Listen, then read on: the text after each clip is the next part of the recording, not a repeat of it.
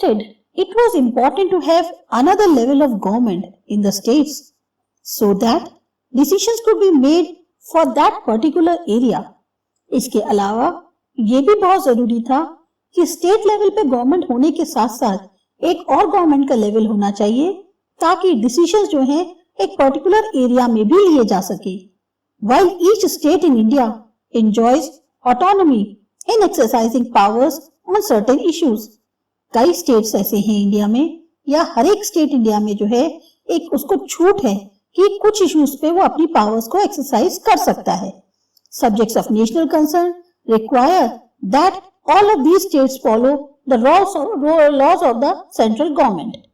पर कुछ इश्यूज ऐसे होते हैं या नेशनल कंसर्न्स के इशू ऐसे होते हैं जिसमें इन स्टेट्स को भी सेंट्रल गवर्नमेंट की लॉ को फॉलो करना पड़ता है. The Constitution contains lists that detail the issue that each tier of government can make laws on. अब गवर्नमेंट जो है उसके पास एक लिस्ट होती है जिसमें उन इश्यूज का डिटेल होता है कि कोई भी गवर्नमेंट जो है वो अपनी लॉ बना सकती है. In addition, the Constitution also specifies where each tier of government can get the money from for the work that it does.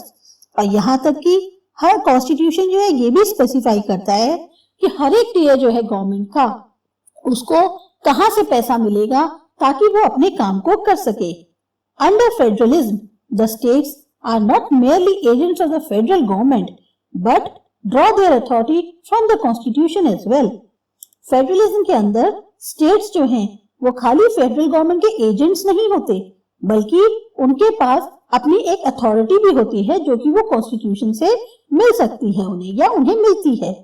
All persons in India are governed by laws and policies made by each of these level of governments.